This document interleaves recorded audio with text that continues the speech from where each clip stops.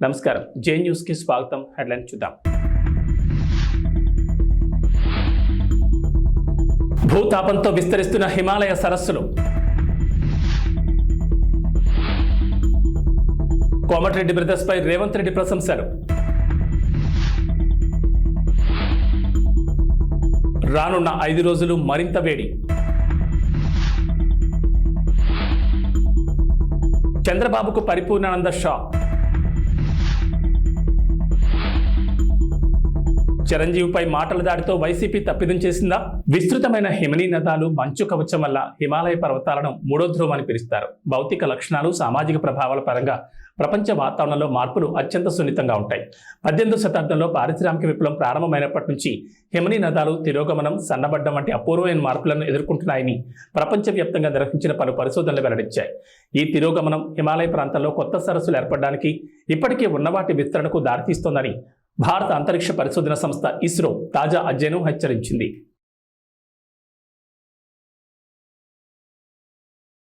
ఉత్తర భారతదేశంలో ప్రచండ భానుడి భగభగలకు జనం అల్లాడిపోతున్నారు. వేడి గాలులు ప్రజలను ఇబ్బందులు గురిచేస్తున్నాయి. దీని నుంచి ఇప్పట్లో ఉపశమనం లభించే అవకాశం లేదని భారత వాతావరణ శాఖ పేర్కొంది. రాబోయే 5 రోజుల పాటు తూర్పు భారతదేశంలోని చాలా ప్రాంతాల్లో వేడి గాలులు కొనసాగుతాయన్నారు. పశ్చిమ బెంగాల్, ఒడిశా, జార్ఖండ్, బీహార్లోని కొన్ని ప్రాంతాల్లో వేడి తరంగాల పరిస్థితులు నెలకొని ఉన్నాయి. అలాగే అధిక తేమ కారణంగా కోస్తా ఆంధ్రప్రదేశ్, తమిళనాడు, పుదుచ్చేరి, కర్ణాటక, గోవా, కేరళ, పశ్చిమ బెంగాల్, బీహార్లోని ప్రజలు అలర్ట్గా ఉండాలని వాతావరణ శాఖ సూచించింది.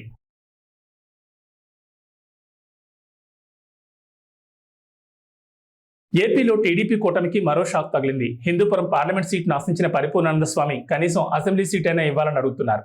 రెండింటిలో ఏదో ఒకటి ఇవ్వాలని ఆయన గట్టిగానే డిమాండ్ చేస్తున్నారు. పొత్తులో భాగంగా టికెట్ దక్కుతుందని, ఎంపీ అవుతానని గట్టి నమ్మకం ప్రదర్శించారు పరిపూర్ణానంద. కానీ ఈ పరిధిలోని 2 టికెట్లు టీడీపీకి దక్కాయి. ఎంపీ టికెట్ టీడీపీ అభ్యర్థి బీకే పార్థసారథికి దక్కింది. దీంతో ఇండిపెండెంట్గా రంగంలోకి దిగేందుకు స్వామి సిద్ధమయ్యారు. అభ్యర్థుల మార్పు సమాచారంతో స్వామి పరిపూర్ణానంద ఇటీవల చంద్రబాబును కలిశారు. ఆయన టీడీపీలో చేరతారని చాలా బలంగా వినిపించింది. అయితే ఎంపీ టికెట్ తనకు ఇవ్వాలని, లేకపోతే ఇండిపెండెంట్గా పోటీ చేస్తానని బాబుకు స్వామి చెప్పారట. ఈ పరిణామంతో టీడీపీలో కలవరం మొదలైంది. ఎలాగైనా బీజేపీతో మాట్లాడి స్వామిని ఒప్పించాలని చంద్రబాబు భావిస్తున్నారట. భారతీయ జనతా పార్టీ చేతులు ఏం లేదు, మీరు చూస్తున్నారు. అనపర్తి విషయంలోనే ఇటు మార్చి అటు మార్చి టీడీపీ వ్యక్తిని అక్కడికి పంపించి అక్కడి నుంచి నడిపించాలి. కాబట్టి ఈరోజు జరిగే వాతావరణం అంతా కూడా ఒక పురంధేశ్వరి గారు, చంద్రబాబు నాయుడు గారు, వీళ్ళ మధ్యలోనే అన్ని జరుగుతూ ఉన్నాయి. మోడీ గారికి, అమిత్ షా గారికి, వాళ్ళకి దేశవ్యాప్తంగా ఉన్న వాళ్ళ సమస్యల్లో వాళ్ళు తిరుగుతున్నారు, కొట్టుమిట్టాడుతున్నారు. కాబట్టి ఇక్కడ ప్రధానంగా వాళ్ళిద్దరే. కాబట్టి వాళ్ళిద్దరినీ మనం ఏమడుగుతున్నా, మీ పేరు ప్రపోజల్లో పెట్టాము, మీ పేరు చెప్పాము, వాళ్ళు ఒప్పుకోలేదు, కొంత దీనికి కారణం అది కాదు, ఏవో చెప్పుకుంటూ వాయిదా వేస్తూ వచ్చారు. కాబట్టి నేను కూడా ఇప్పటికీ కూడా నేను ఎవరిని విమర్శించట్లేదు. ఎందుకంటే పార్టీలు వాళ్ళ ఇష్టం. ఇప్పుడు నేను సీటు కోసం నేను అడిగాను, అది వాళ్ళు ఇష్టమైతే ఇస్తారు, ఇష్టం లేకపోతే ఇవ్వరు. కానీ ఇండిపెండెంట్గా పోటీ చేయాలా లేదా అనేది నా ఇష్టం. మెగాస్టార్ చిరంజీవి రాజకీయాలకు దూరంగా ఉంటున్నారు. అయితే తన తమ్ముడు పవన్ కు మాత్రం మోరల్ సపోర్ట్ ఇస్తున్నారు. దీంతో వైసీపీ చిరంజీవిపై మాటలు దాడి చేసింది. ఇది తీవ్ర విమర్శల పాలవుతోంది. చిరంజీవి ఎన్డీఏ కూటమి అభ్యర్థులకు మద్దతు ప్రకటించడాన్ని సజ్జల రామకృష్ణారెడ్డి, పేర్ని నాని తీవ్రంగా వ్యతిరేకించారు. అటు వైసీపీ నేతలు కూడా చిరంజీవిపై విమర్శల డోస్ పెంచుతున్నారు. జనసేన పార్టీకి 5 కోట్ల విరాళం ఇచ్చి చిరంజీవి తన మొదటి స్టెప్లో మద్దతు ప్రకటించారు. ఎన్డీఏ అభ్యర్థులు గెలవాలని ఆకాంక్షించి తన పూర్తి మద్దతు ప్రకటించారు. అయితే పవన్తో పాటు ఇప్పుడు చిరంజీవి పైన ఇలా వైసీపీ దాడి చేయడంతో మెగా ఫ్యాన్స్, మూవీ లవర్స్ నుంచి వ్యతిరేకత వస్తున్నట్లు సమాచారం. దీన్ని టీడీపీ అధినేత చంద్రబాబు తన ప్రసంగంలో ప్రస్తావిస్తున్నారు. చిరంజీవి ఏం తప్పు చేశారని వైసీపీ విమర్శిస్తోందని చంద్రబాబు ప్రశ్నించారు. Oscar winners Rajamouli, mega hero చిరంజీవులను జగన్ తన ఇంటికి పిలిపించుకుని అవమానించారని చంద్రబాబు ఆరోపించారు. చంద్రబాబు విసురులు ట్రెండింగ్లో ఉన్నాయి.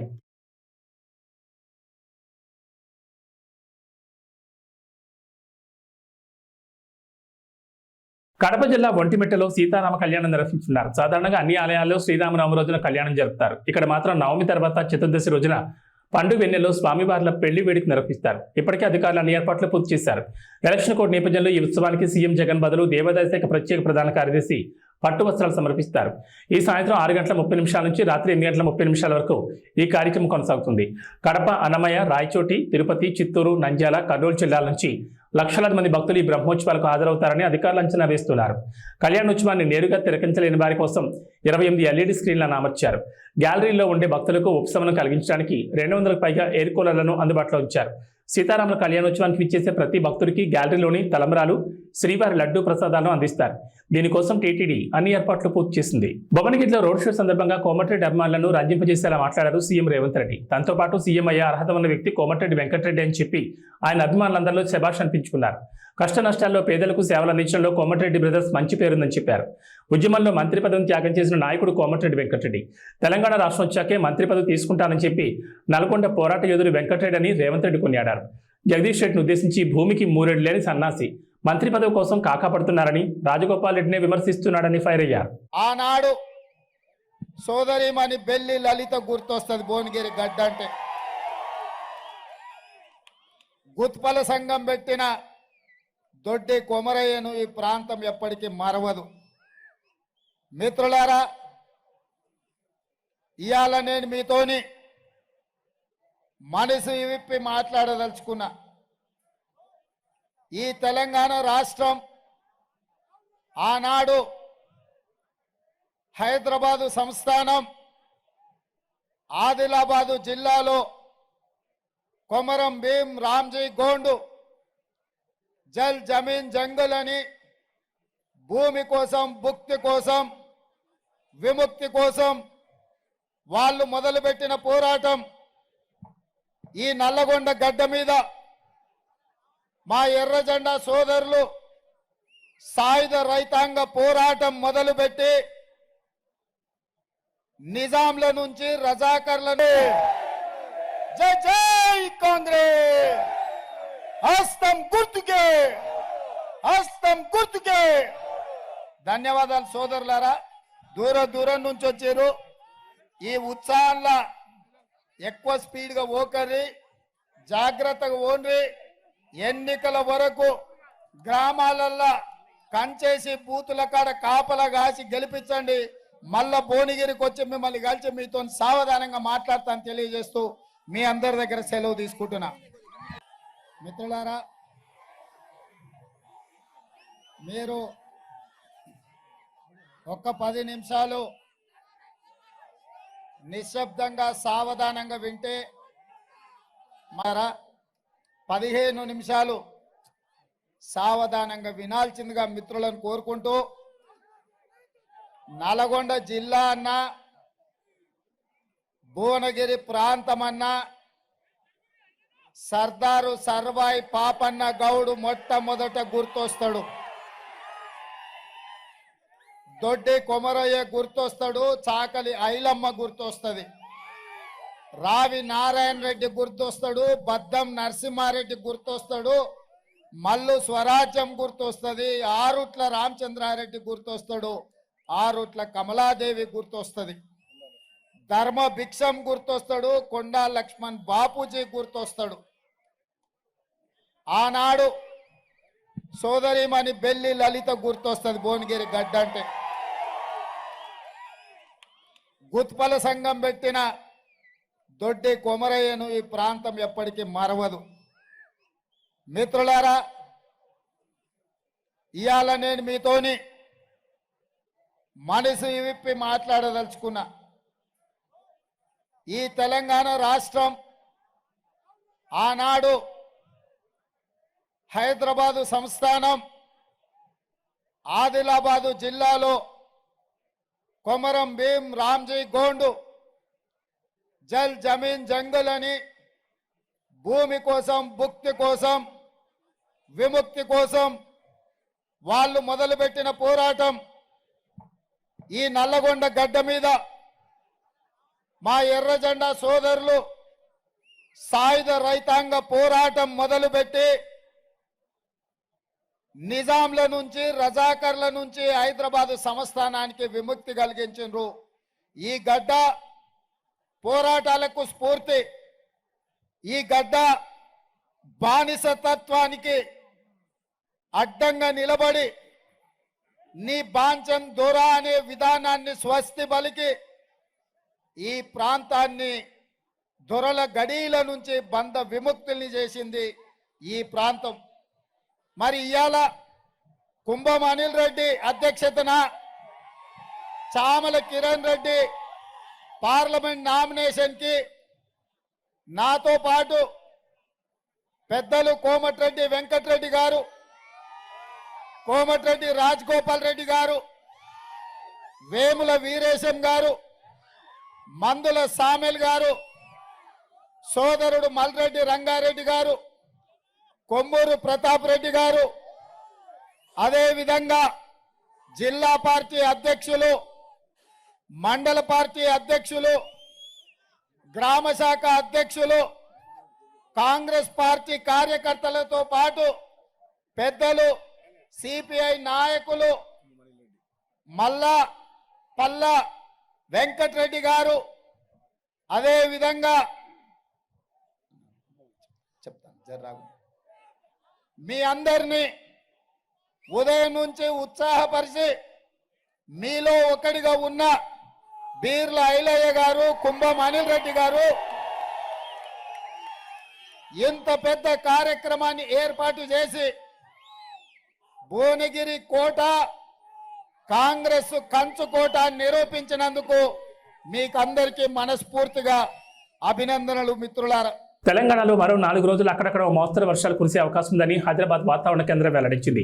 ఇవాళ ఆదిలాబాద్, ఆసిఫాబాద్, మంచిర్యాల, నిర్మల్, నిజామాబాద్, జగిత్యాల, సిరిసిల్ల, భువనగిరి, హైదరాబాద్, సంగారెడ్డి, సూర్యాపేట, హనుమకొండ జిల్లాలో వర్షాలు కురుస్తాయని తెలిపింది. ఉరుములు, మెరుపులతో పాటు గంటకు 30 నుంచి 40 కిలోమీటర్ల వేగంతో ఈదురుగాలు వీస్తాయని పేర్కొంటూ ఎల్లో అలర్ట్ జారీ చేసింది.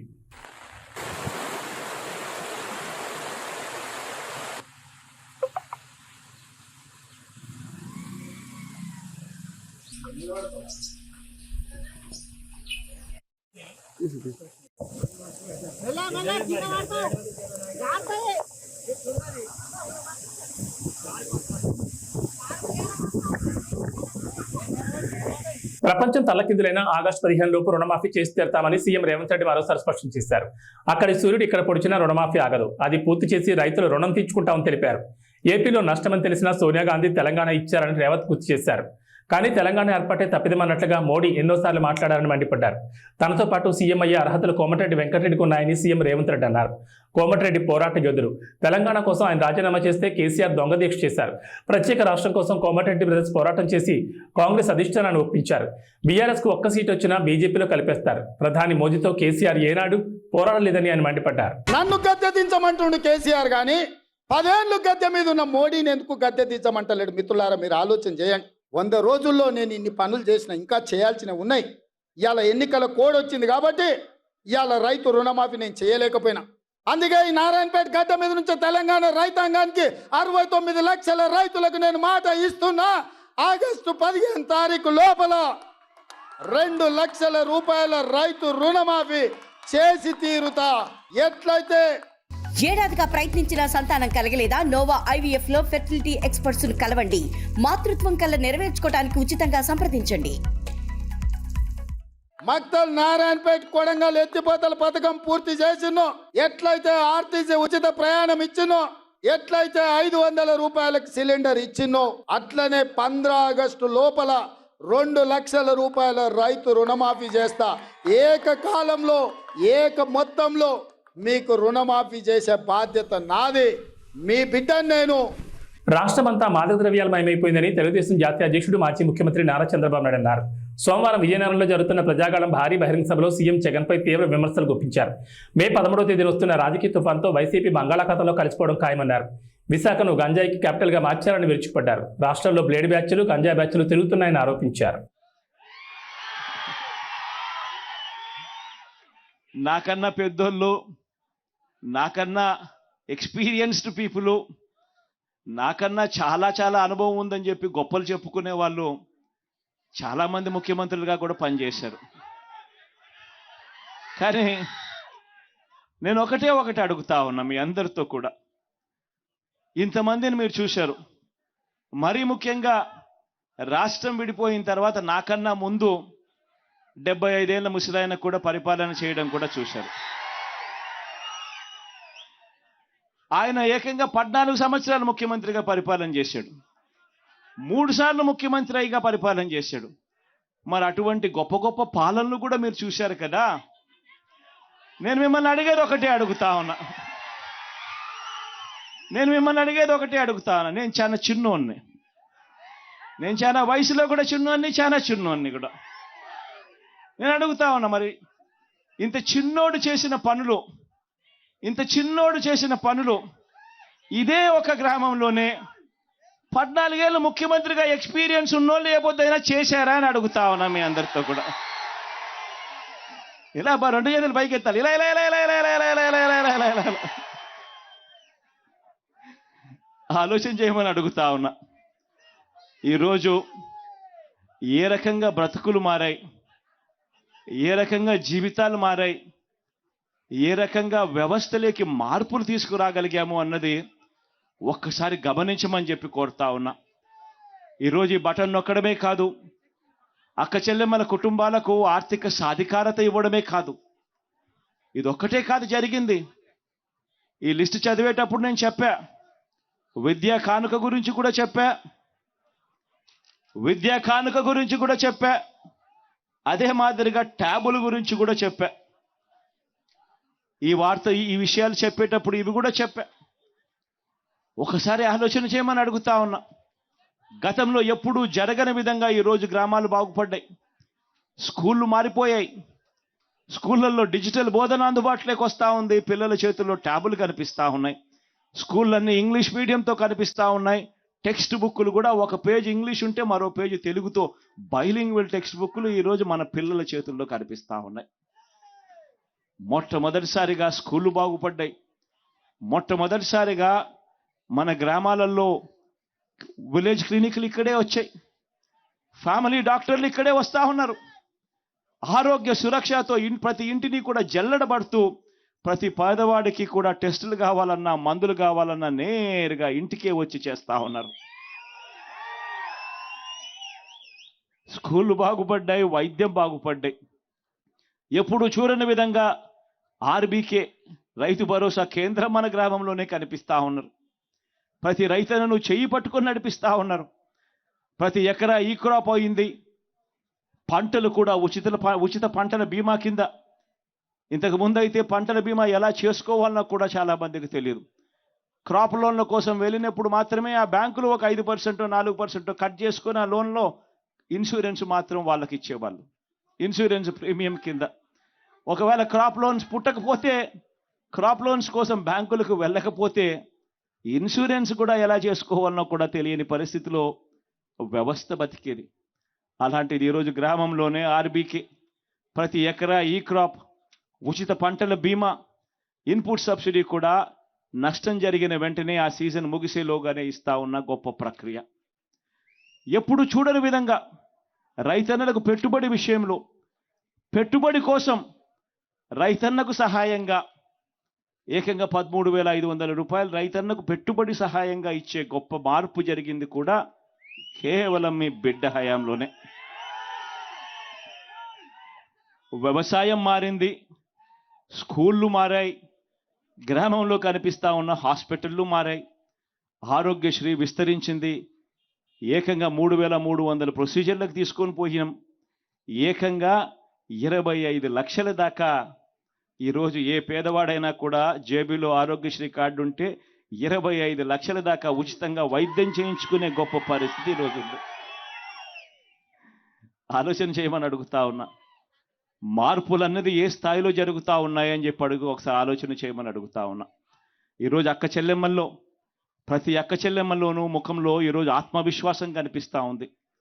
ప్రతి అక్క చెల్లెమ్మ కూడా ఈరోజు తన కాళ్ళ మీద తాను నిలబడడానికి అక్క చెల్లెమ్మలు ఈరోజు ప్రణాళికలు వేసుకుంటా ఉన్నారు.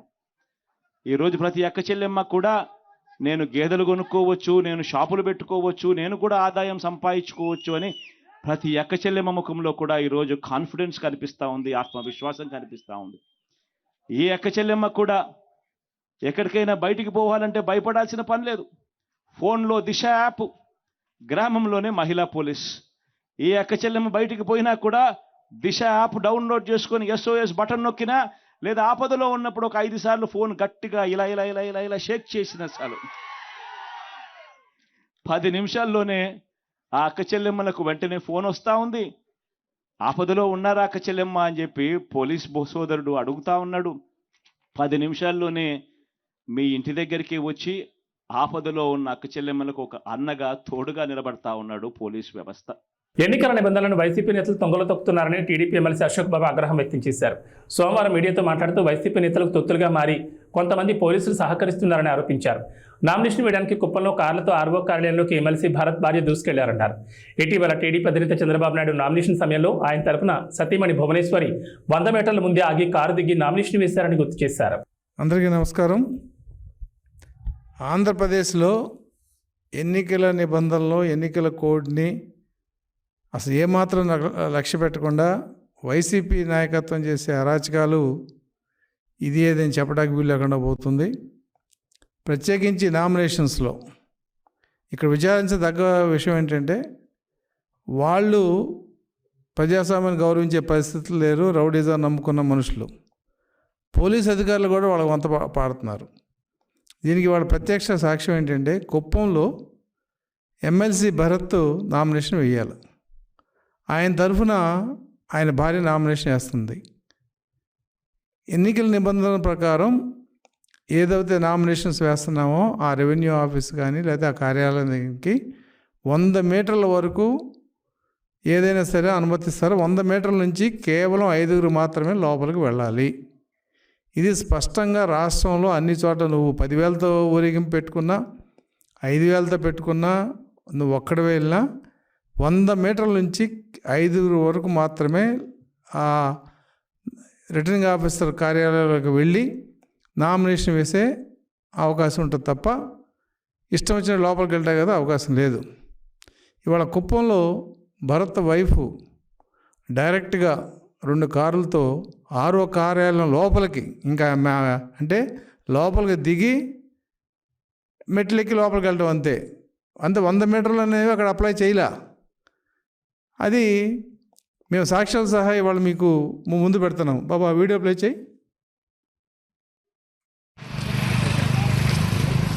లోపల ఉడుకుద్ది, ఎట్లా ఉంటుంది లోపల వండే లోపల ఉడుకుద్ది.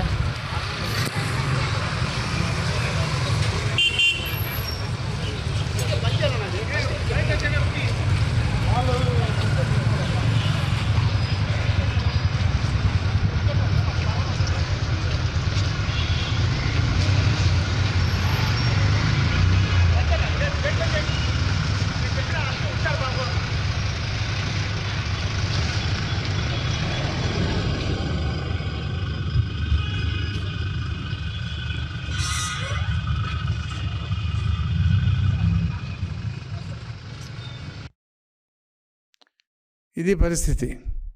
అంటే రిటర్నింగ్ ఆఫీసర్ కార్యాలయంలోకి స్టెప్స్ దాకా వెళ్ళి అక్కడ దిగి లోపలికి వెళ్ళే పరిస్థితి. పోనీ ఆవిడ క్యాండిడేటా? కాదు, క్యాండిడేట్ తరఫున క్యాండిడేట్ భార్య. అంటే ఏమిటి నిర్లక్ష్యం. ఇంకా దౌర్భాగ్యం ఏంటంటే, అక్కడ పోలీస్ వ్యవస్థ వాళ్ళు స్వాగతం చెప్తున్నారు. వాళ్ళకి చక్కగా గేట్లు తీశారు. కారు లోపలికి వెళ్ళి వాళ్ళు దిగిన తర్వాత గేట్లు తీసి వాళ్ళు రివర్స్ చేసుకున్న తర్వాత గేట్లు వేస్తున్నారు. ఇక్కడ ఇంకో వ్యక్తిని నేను చెప్పాలి. శ్రీనివాసమూర్తి అని AP civil supplies corporation director అతను. ఆయన కూడా లోపలికి వెళ్ళాడు స్కూటర్ మీద. ఆయన దేనికి వెళ్ళాడంటే ఎవరు సమాధానం చెప్పట్లా. ఆయన వెళ్ళాడు, బయటకు వచ్చాడు. ఈ వెహికల్ కూడా ముందున్న ఫార్చ్యూనర్ కారులో చక్కగా ఎమ్మెల్సీ చిత్తూరు డిస్ట్రిక్ట్ అని చెప్పి నేమ్ ప్లేట్ కూడా ఉంది. ఏం కావాలి ఎందుకంటే ఎవిడెన్సు? ఎలక్షన్లు అనేవి నిష్పక్షపాతంగా జరిగితేనే ప్రజాస్వామ్యం బతుకుద్ది. మీరు ఇటువంటి చెంచాగిరి చేసే మట్టికి ఖచ్చితంగా మీ ఉద్యోగాలకు భద్రత ఎలా ఉంటుందనేది జూన్ 4 తర్వాత మీరే చూస్తారు. కాబట్టి ఇప్పటికైనా సరే అధికారులు, పర్టికులర్గా పోలీసు అధికారులు కానీ మిగతా అధికారులు కానీ, మీరు చట్టాన్ని ఉన్నట్టుగా అమలు చేయగలిగితేనే మీకు రక్షణ ఉంటుంది. మీరు చట్టాన్ని ఎవడికో అమ్మేసుకుంటే తెలుగుదేశం పార్టీ చూస్తూ ఊరుకోదు. మీరు ఏం చేసినా జూన్ 4 తర్వాత ప్రభుత్వం, తెలుగుదేశం పార్టీ అధికారంలోకి వస్తుంది. కాబట్టి ఇటువంటి చెంచాలని ఖచ్చితంగా ఉంచే ప్రయత్నం అయితే జూన్ 4 తర్వాత జరుగుతుందని తెలుగుదేశం పార్టీ తరఫున ఇది బెదిరింపా, రిక్వెస్టా, లేదంటే హితవా ఏదనుకున్నా కూడా వాస్తవం అయితే మేము చెప్పదలుచుకున్నాం. కుప్పంలో జరిగిన ఈ సంఘటనని మేము central election, state election commission దృష్టికి తీసుకెళ్ళి అధికారుల మీద ఖచ్చితంగా చర్య చేసే విధంగా మేము ఈ అంశాన్ని తీసుకుంటామని తెలియజేస్తున్నాం.